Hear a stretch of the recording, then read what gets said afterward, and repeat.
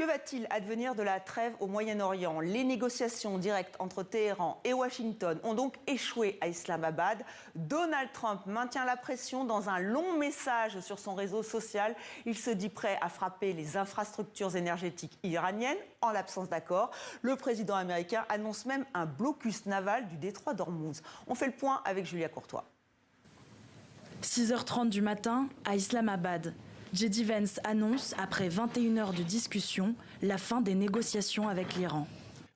Nous rentrons aux États-Unis sans être parvenus à un accord.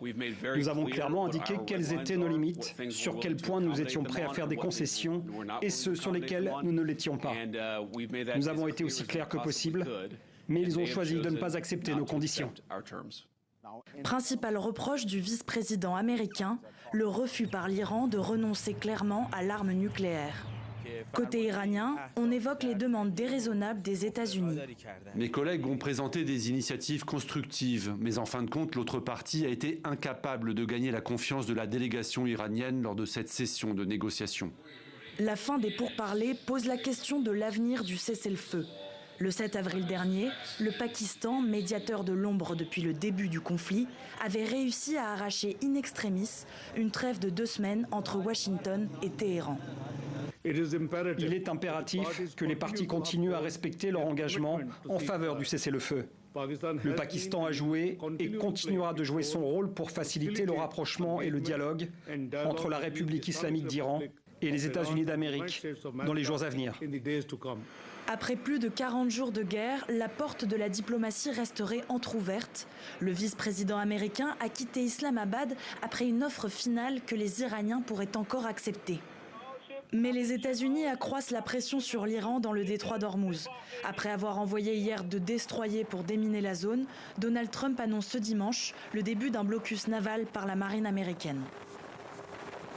Oui, le détroit d'Ormuz au centre du jeu. Donald Trump menace, les gardiens de la révolution ripostent.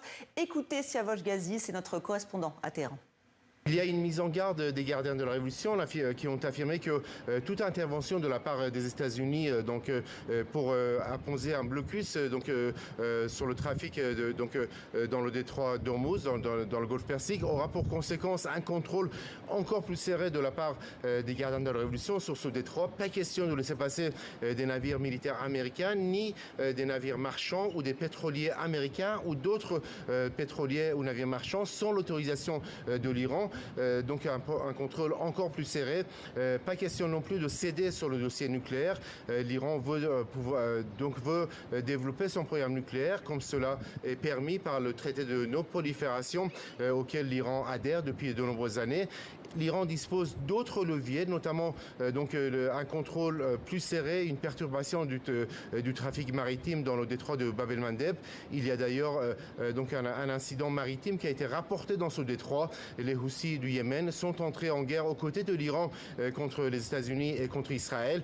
Et donc cet incident maritime montre que l'Iran dispose de ce moyen pour perturber encore davantage la navigation dans toute la région, notamment dans le canal de Suez, ce qui aura pour conséquence des perturbations encore plus importantes sur les marchés mondiaux et notamment et en particulier sur le marché pétrolier et les prix de l'essence dans les pays occidentaux.